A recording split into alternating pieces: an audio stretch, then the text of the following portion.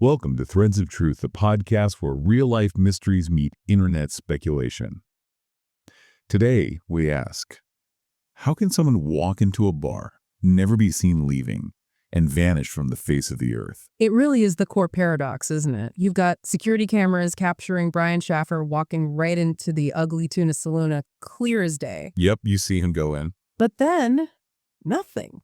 Despite, all the cameras they supposedly had covering the exits, there's just zero footage of him walking out. It's like a modern magic trick, but terrifyingly real. A locked room mystery for the digital age. Exactly. A crowded bar, cameras apparently working multiple ways out. And yet he evaporates. It makes you question how much we really see. Even with surveillance everywhere, we could have assumed cameras catch everything, don't we? We do.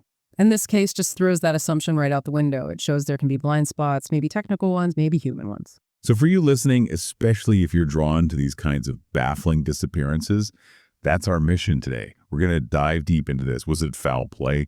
Could Brian have planned this whole thing? Or is it something else, something stranger that doesn't fit neatly into any box? That's what keeps people talking, keeps the speculation going online. It really is, because Brian Shaffer's story isn't just facts on a page, is it? It's become this canvas almost, where people project their own ideas about safety, technology, the unknown. Absolutely. And you see that online, people trying to piece it together, trying to find closure where there isn't any. It's almost like a digital campfire story built from tiny clues and a whole lot of questions. Okay, so let's ground ourselves. Before we get lost in the theories, let's talk about Brian himself and then really walk through that night step by step. Who was Brian Shaffer? Well, back in 2006, Brian was 27 years old. He was a medical student at Ohio State University, so, a really bright guy with a lot going for him. Yeah, described as intelligent, driven, personable. Seemed like he had his life heading in a really positive direction, right? Towards a career in medicine. Yeah. Liked by friends, close to his family. Definitely. And he had some distinct features, too, which you'd think would make him easier to spot if someone saw him later. He had this Pearl Jam tattoo, pretty noticeable, on his upper right arm. Okay. And also a little unique detail, a small dot on the iris of his left eye. Things that normally help identify someone. Right. Not just generic descriptions, specific identifiers, and yet nothing. Nothing confirmed, no. Now, there's a really important piece of context here, something that often comes up in discussions. Just a month before he disappeared, Brian's mother had passed away. Yeah. That's huge. Losing a parent, especially relatively young, is incredibly difficult. And it's something investigators and online communities have definitely considered as a potential factor, how that grief might have affected him. Of course, grief impacts everyone differently. But then on the other hand, you have his future plans, which seem to argue against him just wanting to disappear. Exactly. He had this trip planned, right, to Miami with his girlfriend, Alexis Wagoner. It was supposed to happen right after spring break, the break he was celebrating when he vanished. And not just a casual trip. Reports say he was actually planning to propose to Alexis during that trip. Right. Which really suggests someone looking forward, someone invested in their life and relationships. It makes the idea of him voluntarily walking away seem, really unlikely to his family and friends. Almost unthinkable, they've said. That stability, those future plans, just make what happened next even more baffling. Hey! So let's trace the timeline of that night. We're talking Friday, March 31st, heading into Saturday, April 1st, 2006. It starts pretty normally, right? Yeah, totally normal Friday night for a student on spring break. Brian goes out bar hopping with his friend, William Florence, who everyone calls Clint. Just hanging out, celebrating the break from med school. Standard stuff. And around 10 p.m. that night, Brian actually called his girlfriend, Alexis. She was out of town visiting family. That call kind of pins down his location and activities before things got weird. A little check-in. Normalcy before the abnormality. Precisely. Just an everyday action before everything went sideways. Eventually, their night takes him to the ugly tuna saloon. It's in this place called the South Campus Gateway Complex on High Street in Columbus. Sounds like a pretty busy area. Oh, yeah. It's a major hub near campus, lots of bars, restaurants, shops. You'd think it's the kind of place where disappearing without anyone noticing would be, impossible, which is exactly why this case grabs people, I think. It happened in plain sight, seemingly. Right. And later in the evening, another friend joins them. Yeah, Meredith Reed. She met up with them, and she actually gave Brian and Clint a ride back to the Ugly Tuna at one point. So it confirms they were definitely there together in the hours leading up to Brian's disappearance. Just paints a picture of a regular night out, friends meeting up, moving between places. Nothing obviously sinister happening at that stage. Probably loud, crowded, typical college bar scene on a spring break Friday. Totally. A bit chaotic, maybe, but normal chaos. Okay, now we get to the surveillance footage. This is the absolute core of the mystery. We need to remember, this is 2006. CCTV isn't what it is now. Lower resolution, probably fixed cameras. Right, not the fancy HD AI-powered stuff we see today. So at 1:15 a.m. Saturday morning now, the camera footage is clear. Brian, Clint, and Meredith are seen together. They're going up an escalator. The one leading right to the bar's main entrance. Exactly, right up to the main entrance of the Ugly Tuna. It's undeniable proof they entered the bar together at that time. Okay, that's the last time they're all seen entering. But Brian is seen again, right? Yes, and this is critical. 40 minutes later, at 1:45 a.m., Brian is seen on camera, but this time he's outside the bar's entrance. He's briefly talking to two young women. Their names are Brighton Zotko and Amber Ruick. Okay. He talks to them, says goodbye, and then walks off camera. Now, crucially, reports state he seemed to be walking back towards the entrance of the bar. He apparently told his friends he was going inside to talk to the band playing that night. Back towards the entrance, not away from it. Right, which makes what happens next even stranger, because that's the last confirmed sighting, 1:55 a.m., appearing to head back into the Ugly Tuna. And then, the void. This is the baffling part. Despite multiple cameras supposedly covering the public exits, and that main camera definitely covering the main entrance, there's just no footage. Absolutely none. Of Brian Shaffer leaving that bar. It's like he hit an invisible wall or found an invisible door. If the cameras covered all the public ways out, how did he get out? Or did he get out? It's the ultimate locked room puzzle. How do you exit a monitored space unseen? That missing footage is the black hole the whole investigation falls into, isn't it? If the sources are right that all public exits were covered, then either they weren't really covered or he didn't use a public exit. Or something else happened entirely inside. The possibility of blind spots, maybe service doors, emergency exits, those construction areas we'll talk about. That's what fuels so much of the speculation online. It's the vulnerability in the system. Today's systems might catch it, but maybe not back then. So 1:55 a.m., Brian heads back towards the bar. What happens right after that? The bar closes soon after, right? Yeah, just 5 minutes later at 2:00 a.m. closing time. And that's when Clint and Meredith realize they can't find Brian. They try calling his cell phone. Straight to voicemail. Straight to voicemail. So they do what you'd probably do. They wait outside for a while. They figure he got held up, maybe in the restroom, maybe talking to someone else. They expect him to walk out with the rest of the crowd. But he doesn't. He doesn't appear. They wait, getting more confused, maybe a little worried, but eventually they leave. Probably assuming he'd somehow found his own way home or maybe hooked up with other friends. You know how nights like that can go. Yeah, easy to lose track of people in a crowd. Yeah. But this time was different. Very different. He didn't go home. The real alarm bells start ringing loud and clear on Monday, April 3rd. That's when Brian was scheduled to fly to Miami with Alexis. And he missed the flight. Missed the flight. For his girlfriend, his family, knowing about the trip, the proposal plans, that was the giant red flag. Missing that trip was completely unlike him. That's when they knew something was seriously wrong. And that's when his dad, Randy Shaffer, officially reported him missing. Yes. And the official investigation kicks into high gear, but it hits wall after wall.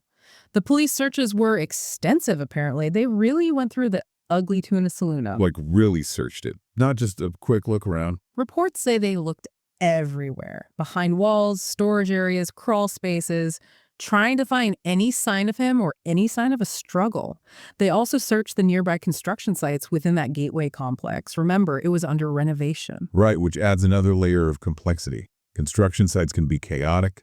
Lots of places. Something could be hidden, accidentally or otherwise. Exactly. Debris, temporary structures, unfinished areas. But despite all that searching, in the bar, in the construction zones, nothing. Not a single trace of Brian. Wow. Okay. What about the people he was with, Clint and Meredith? The police spoke to them, obviously. Oh, for sure. And this is where the polygraph situation comes in, which is a a major point of focus, especially online.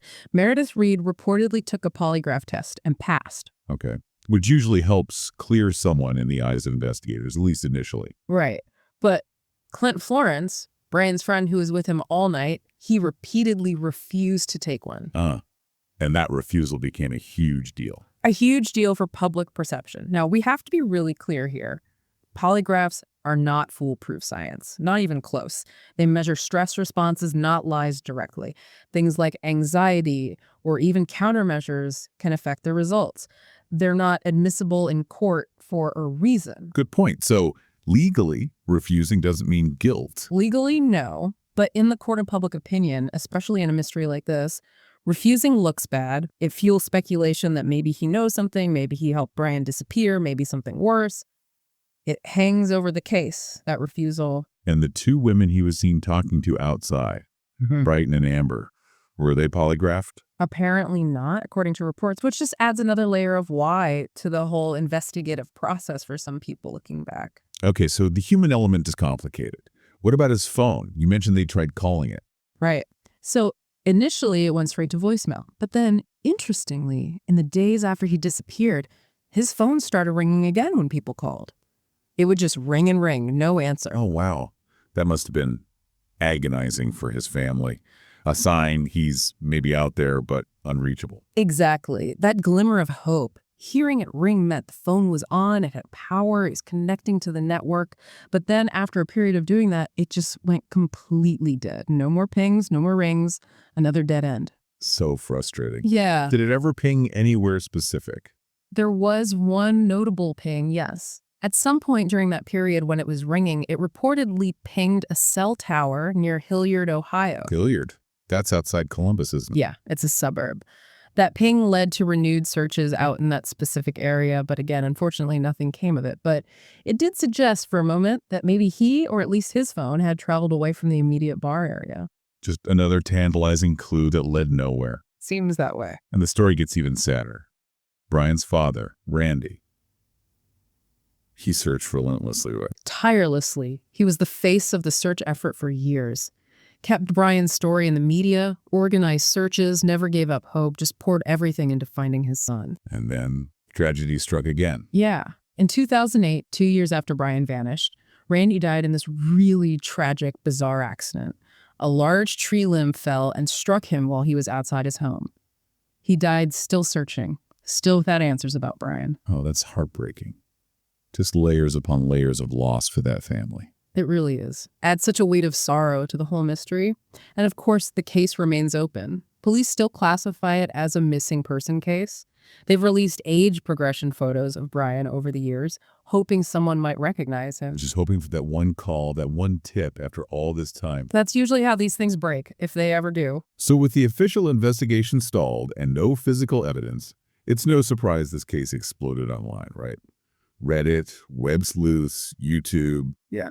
People trying to solve it themselves. Absolutely. It's a classic internet mystery. When the facts run out, speculation rushes in. And the theories range from the, well, somewhat plausible to the really out there. Let's talk about the main ones. The theories focusing on the idea that Brian never actually left the ugly tuna through that main monitored entrance seem to be the most popular online. Yeah, they try to solve the core problem. How do you get out unseen? The hidden exit or maintenance door theory is probably the most common. People speculate maybe there was a back door, a service entrance for deliveries, an emergency exit, something not covered by that main camera. Like a door leading to an alley, or maybe a shared corridor in the complex. Exactly. Now, maybe these doors were supposed to be locked or alarmed or just for staff, but could someone intoxicated, like Brian might have been, have stumbled through one by mistake? Or could someone have deliberately taken him out that way? It creates that possibility, that gap in the surveillance net. Some people specifically mention a service exit through the kitchen, right? But it seems like it would be hard to use without staff noticing. Right, which sometimes leads to the darker speculation about potential staff involvement, but we'll get to that. The key point is, if there was an unmonitored way out, the locked room isn't truly locked. That's the appeal of this theory for online sleuths. Okay, another theory tied directly to the location, the construction site accident. We know the Gateway complex was under renovation. Yeah, this one's grim, but it fits the environment. The idea is Brian, maybe drunk and disoriented, wandered into an unsecured part of the construction zone. Think about it, open pits, unfinished floors, piles of materials, maybe poor lighting. Easy to have an accident. Very easy. Huh. And the truly awful part of this theory is, if he fell somewhere hidden, could he have been accidentally covered up by workers pouring concrete the next day or moving debris without realizing anyone was there? That would explain why nobody was ever found, despite the searches. It would. It provides a mechanism for disappearance directly tied to the known conditions of the building at that time. It's a disturbing but unfortunately plausible scenario for some. Then there is the theories involving other people inside the bar. Foul play inside. The idea that something happened to Brian within the ugly tuna itself. Right. An argument that escalated. Maybe he was targeted for some reason, maybe drugged. Possibilities are numerous. And if that happened, the question becomes, what happened to him? Was he hidden somewhere inside the vast complex? Or taken out through one of those hypothetical, unmonitored exits? This is where the speculation about staff involvement sometimes comes in too, isn't it? It is. It's a more unsettling theory, suggesting maybe bar staff or management were involved, either in the initial incident or in a cover-up, maybe helping dispose of a body. This usually comes up when people question the completeness of the surveillance or the thoroughness of the search. Who would know the building's blank spots better? Again, no concrete evidence for this, but it fills a gap in the narrative for some online theorists. It also sometimes gets linked, usually without much basis, to broader, less credible theories, like the smiley face killer idea. Exactly. Those tend to pop up in cases involving young men disappearing near water or after drinking, but they're generally dismissed by law enforcement. Okay, let's shift outside. What if he did somehow slip out unseen? What theories cover that? Well, there's the possibility of immediate foul play outside. If he exited through, say, a back door into an alley or a poorly lit side street, maybe he ran into trouble right away. Like a robbery gone wrong, an abduction, a fight. Precisely. That area, like many entertainment districts late at night, apparently had its share of crime. So encountering danger immediately upon exiting, especially if he was alone and intoxicated, is definitely considered. Or maybe something less violent, but still tragic. Accident or exposure. Right. If he was heavily intoxicated and wandered off after somehow getting outside unseen, maybe he fell into water, a river, a pond, even a flooded construction ditch. Or maybe he succumbed to the elements if it was cold, or got hit by a car in a spot where he wasn't found. Alcohol can impair judgment and coordination so much. Making a simple accident far more likely. Sadly, yes. Now, the runaway theory. Voluntary disappearance. His family hated this idea, but it got a lot of traction online, didn't it? It really did. The main driver for this theory is the grief over his mother's death just a month earlier. Could that immense emotional pain have pushed him to just walk away? Start over somewhere else, escape the pressure, the memories? Under this theory, the Miami trip, the proposal plans, maybe they were part of a cover story. That's how the theory goes. Maybe he was putting up a front, planning his escape all along. It also branches into ideas about a secret life or debts. Maybe there's something hidden financial trouble, a personal issue that made him want to vanish. Stuff his close friends and family might not have known about. Exactly. While his inner circle insists this wasn't Brian, online, people explore every possibility when there's no other answer.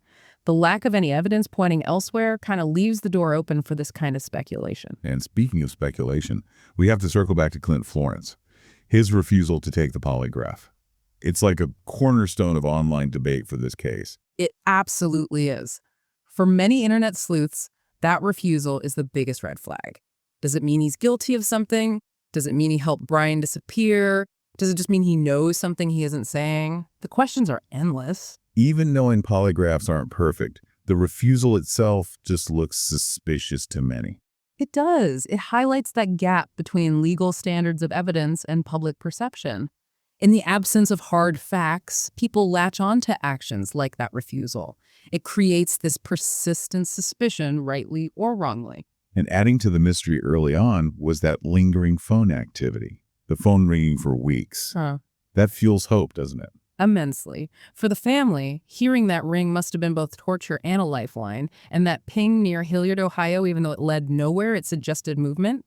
possibility. It kept the hope alive that he wasn't just gone from the bar, that maybe he was out there somewhere. Why would it have been out there? Did he travel? Did someone else have his phone? Another unanswered question. Exactly. It just adds another layer to the what ifs.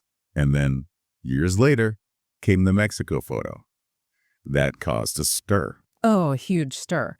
2014, this blurry photo appears online.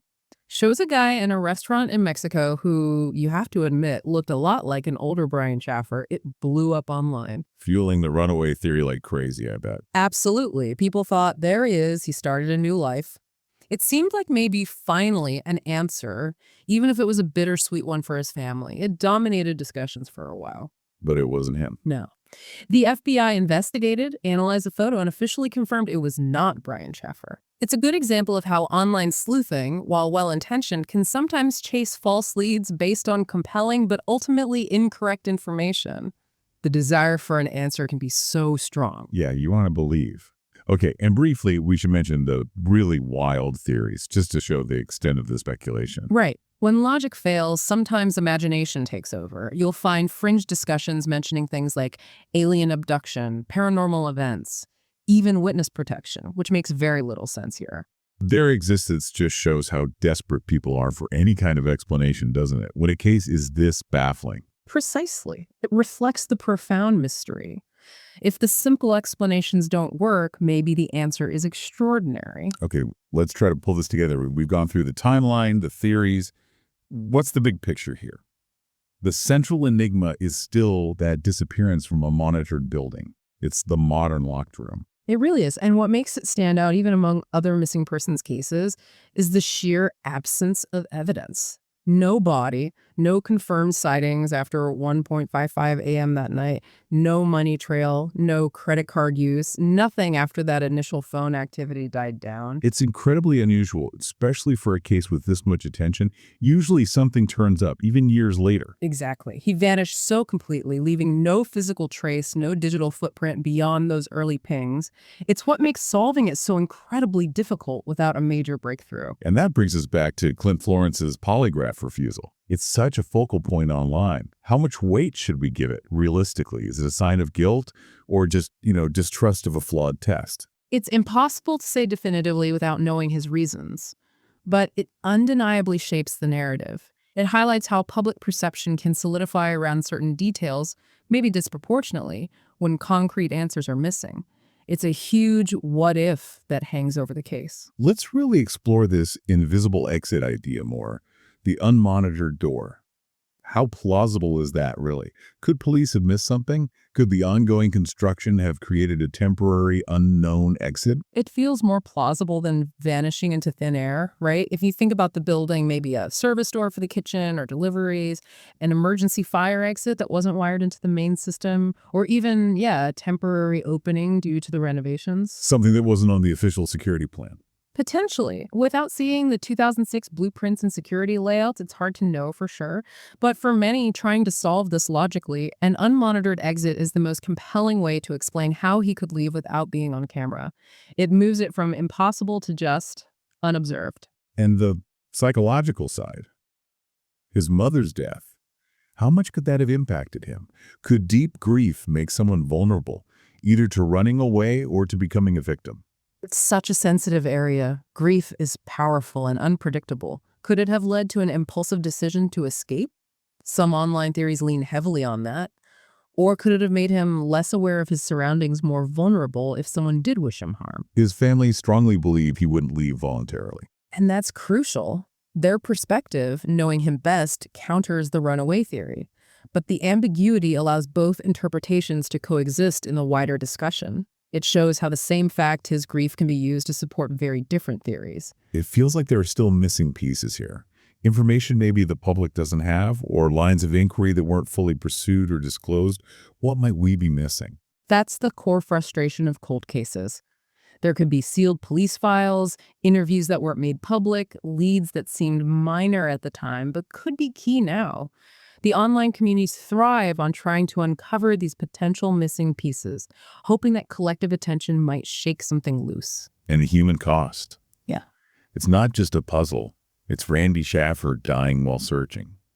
It's a family left in limbo for almost 2 decades now. Absolutely. That ambiguous loss, not knowing if someone is alive or dead, not having remains to mourn, never getting closure, it's a unique and devastating kind of suffering. Randy's dedication is a powerful reminder of the human tragedy behind the headlines and the online speculation. So, looking forward, what could actually break this case open now, after all this time? It usually comes down to a few things in cold cases like this. A confession obviously would be huge, or a new witness finally coming forward, maybe someone who saw something that night and didn't realize its significance or was afraid to speak up. Or finding remains? Finding remains would be definitive, providing answers, however tragic. And then there's technology. Could new video enhancement techniques pull something from that old 2006 footage? Could advanced DNA analysis find a trace missed before? Or even new ways to analyze those old cell pings? It really just takes one thing, doesn't it? One person, one discovery, one technological leap. Often, yes. That's the hope that keeps these cases alive, both for the families and for law enforcement. That single crack that breaks the whole thing open. Well, the disappearance of Brian Shaffer truly remains one of the most perplexing missing persons cases out there. A bright young man walks into a bar and seemingly never walks out. Just unanswered questions and a whole internet full of theories. It really challenges our sense of security, our belief that in our modern world, someone can't just vanish like that. So what do you think happened? Did he find an unseen exit? Was foul play involved inside or outside? Did he choose to leave? We genuinely want to hear your thoughts. Find us on TikTok or Reddit. Use the hashtags #ThreadsOfTruth and #Brian Shaffer and share your theories. And please remember to follow, subscribe, and maybe leave a review for Threads of Truth wherever you listen. It really helps us keep digging into these fascinating and often heartbreaking mysteries. Next time on Threads of Truth, we travel to Brazil in 1966, where 2 men were found dead on a hillside wearing matching suits, lead masks, and carrying cryptic instructions. Was it science, suicide, or something far stranger? The lead mask case is next.